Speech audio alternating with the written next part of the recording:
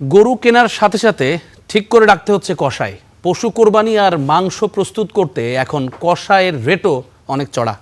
পেশাদার কষাইরা লাখ টাকার গরুর জন্য 20,000 টাকা পর্যন্ত পারিশ্রমিক হাঁকছেন। তবে মৌসুমী কষাইরা কিছুটা কম টাকায় গরু কাটার চুক্তি নিচ্ছেন।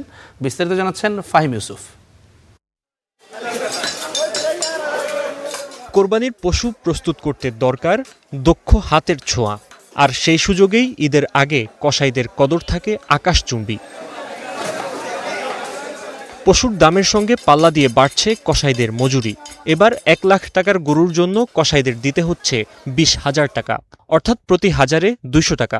তবে ঈদের দ্বিতীয় ও তৃতীয় দিনে এই হার কম থাকে।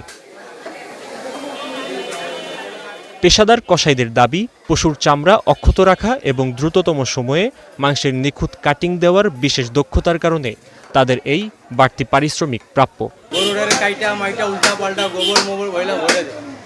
আমরা তো সুন্দরভাবে করে দিই, এই জন্য টাকা একটু বেশি।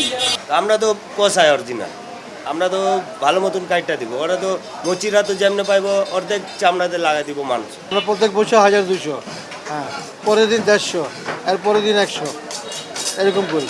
রোজকার ব্যবসা, ঠিক না? আমরা অল্প কাজ উঠায় 5-10টা বাসে। মধ্যবিত্তদের জন্য বিকল্প হিসেবে সর্বোচ্চ 10 থেকে 12,000 টাকায় মিলছে মৌসুমী কসাই। অপেশাদার হাতে কাজের মান কমার ঝুঁকি থাকলেও তাদের দাবি ভিন্ন।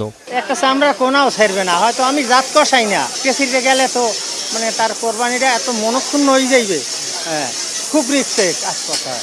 যারা কষার কাজ করে ওরা কোনটা কেনে, আমরা কোনটা কেনি না। দেশে আমরা কোরবানি দিছি, তো আমাদের দেশে নিজস্ব গরু আসলে নিজেরা কোরবানি দিছি, নিজেরা করছি, ওই কারণে আমাকে অভ্যাস আছে। হাটের হাসিলের মতো কসাইদের জন্য একটি নির্দিষ্ট মূল্য তালিকা থাকা প্রয়োজন বলে মত কোরবানিদাতাদের। এতে উভয়ই অনাকাঙ্ক্ষিত পরিস্থিতি থেকে রেহাই পাবে। Fahim Yusuf, star news, Dhaka.